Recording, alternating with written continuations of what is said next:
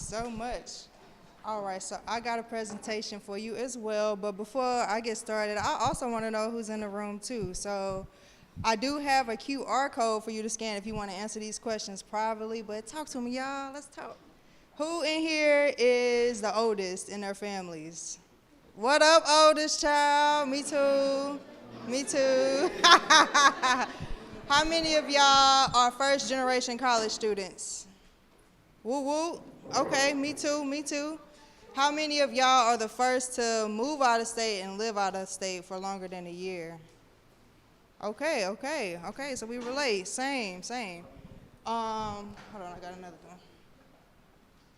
All right, how many of y'all are entrepreneurs who also work full time? You stressed? You tired? You not? Okay, good. You tired? I'll be tired too. Who else? You be stressed and tired all the time trying to balance everything? The work-life balance is non-existent, ain't it? So I'm glad our good sis talked to us about moving, because in this space, I found myself as a first-generation entrepreneur, first-generation college student, and someone who moved out of state. I found myself stuck sometimes in how far I can go. And it was really causing me a lot of stress. And it was showing up in my body in a lot of different ways, from acne.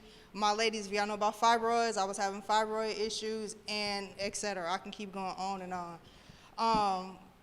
When I first graduated from college, I knew that I wanted to expand a little bit. I wanted to expand my skill sets. I wanted to make sure that I was an expert in my field.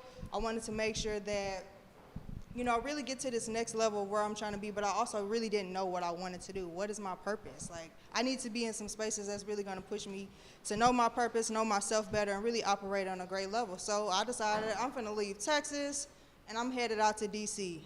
And has any of y'all been to DC? It's crazy out in DC, right?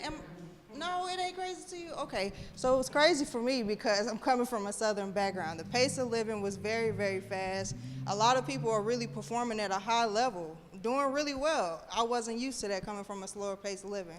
And as a first generation college student, someone who had never, coming from a family who had never really left, I had a lot of things that I didn't know, especially when it came time for making sure that I was well.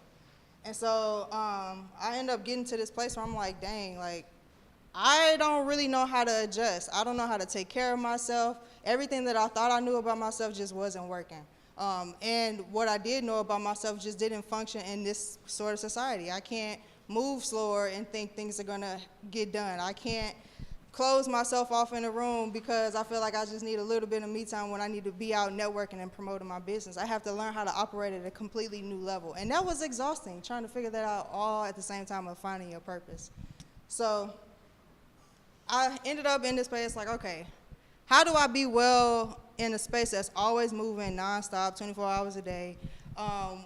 Everything, they have a lot of different ideas on like what wellness looks like on Instagram, but does that really work for me? Like, I don't know. So I found myself just dibbling and dabbling in a lot of things, trying to figure out and make it work.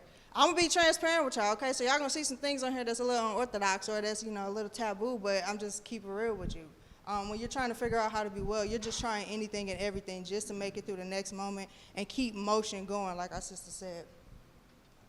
So one of the things that really helped me, it came time for benefits, and you know, when you're an employee, you have open enrollment, so you have to go through your benefits and stuff. Being the first in my family to do a lot, all I knew is when you sign up for benefits, you need insurance, bare minimum. I didn't really know how to use it, why we had to do it, but I knew if I didn't have insurance, I was gonna get taxed, get that penalty, and I wasn't trying to do all that. So I made sure I had insurance.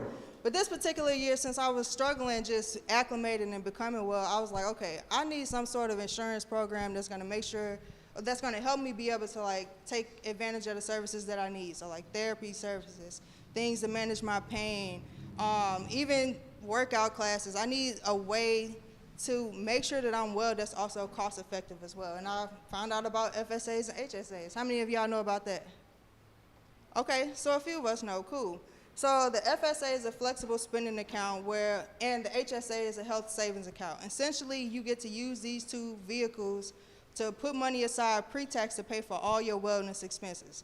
Now, the FSA, there's a catch. So at the time that I learned about it, you had a maximum of $2,700 that you could spend to go towards all your wellness expenses. I thought that was dope. It's pre-tax, so that means it lowers your taxable income, and you have this money to spend on eligible expenses, but you're not paying double the taxes as you would if you would have paid for those things before or after taxes. The catch is that you have to use that by the end of the year. So I'm like, okay, well, I don't know how much money I'm gonna actually spend on my medical expenses. I don't even really know how much I need to spend actually. So let's look and see what this HSA is. The HSA allows you to do the same thing. It allows you to pre-tax your dollars for medical expenses, but you also get to keep it in there. The money that you don't use rolls over every year, and you get to invest it, and it grows in that account tax-free. So I'm like, dang, you mean to tell me I can get some therapy? I can go to the chiropractor. I can go get all these medical expenses handled and save and have money growing tax-free? Like, okay, now I think I'm finally figuring this thing out, and I might be able to, like, navigate DC a little better. I might be able to keep some motion, right? So I'm like, okay, let me look into this a little deeper. Like, what's on the list? Like, what can I actually pay for with my FSA? And this blew my mind. I could pay for some acne medication. I could pay for some ibuprofen. And if any of my ladies be having, like, cramps and things real bad, you can use your FSA to pay for your ibuprofen, your pain medication. You could use it to pay for your menstrual products. My girl Raven, we talked about glasses. I found out that you can use your FSA to pay for glasses, y'all, and I like fashion. So now I'm saving my money on my glasses. You can pay for everything from air conditioners, acupuncture. We was talking about acupuncture in the back, and the list goes on and on. You see I'm only in the A's, and it's plenty things that you can pay for. So I got excited. I was like, that's all I need to know. If this is all I need to know. It sounds like the FSA and the HSA is a thing that's going to keep me moving and keep me growing in this space as I'm trying to figure out what my purpose is and being able to walk fully in that purpose. I was able to set aside the money for it. I found out I was going to pay less taxes. So when I talk about taxes, when you commit or contribute to these programs, you're saving 30% off the dollar. So for every dollar you spend, you're saving 30 cents off of that. So you're really paying less in your medical expenses. And then, like I said, that works not full-time, that works in the future. But then when you look at your health benefits as well, so on top of that savings, a lot of your health benefits actually incentivizes you to do things that you were already going to do. So for example, if you had to go get your wellness checkup, you can use your FSA to pay for that, and sometimes your insurance program might give you $25 just to go get your wellness checkup. If you work out, if you connect your app to your health benefits account, you can track your workouts and get an incentive for working out every day. You get $5 a day. Some programs give you $25, $30 a month. If you sign up for digital wellness coaching, same thing. Like, you really have to sit and take the time to look at what your benefits are, because those are going to be the things that keep you in motion and keep you well in your purpose journey. So the part that really messed me up was that I found out you could pay for weight loss programs, gym memberships, and fitness classes.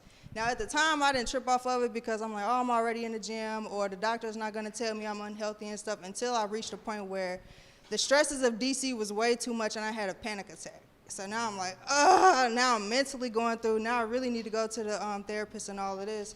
What do I need to do, or what are my resources for handling stress? And high key, going to the gym, staying active, being in motion, are those things that help you manage that stress. So as long as you go to the doctor, you let them know what's going on, talk to your therapist, they know what's going on. If they write you a letter of medical necessity, you can still use that same FSA to pay for that gym membership. That's the hack, y'all. That's the hack. So since I found all that out, I've been going, y'all. I'm cashing out on every opportunity, because you know entrepreneurship ain't cheap. And it's a process. It takes a lot on you mentally, and it can also take a lot on you physically. So I've been using my benefits, just doing the things like I already knew I was going to do. I'm going to go to the dentist. I'm going to get my new glasses. I got to get the checkup. I'm going to go ahead and cash out all those things. I got my health tracker attached to everything, so every time I'm working out, I'm clocking the rewards for that. So it's been really helpful. It's definitely been putting money in my pocket. It's been keeping money in my pocket, and it allows me to save for the future, because I don't intend to stop this entrepreneur journey for a while. And as I walk more and more in my purpose, I'm going to be more and more busy and find myself in different spaces of growth. I need to be able to keep moving through those spaces. If I can't move, if I can't be well, my purpose stops, and that stops someone else from reaching their purpose. So at the end of the day, y'all are on your journey. As you're on your journey, start to realize the things that you need in those spaces. Realize what's going to help you keep going. Like, how do you need to take a break? When do you need to take a break? Why do you even need to take a break?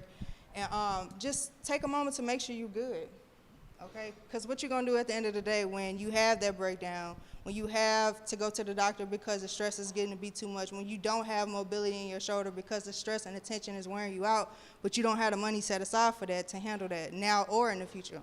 Like, what you gonna do? You're gonna get your benefits. Make sure you're good. Make sure you're good. So that's all I have for you. I hope that was something valuable for you. If you have not taken advantage of your FSA, call them. Enrollment season is gonna be coming up in June, more than likely for your business. May or June. So thank you so much.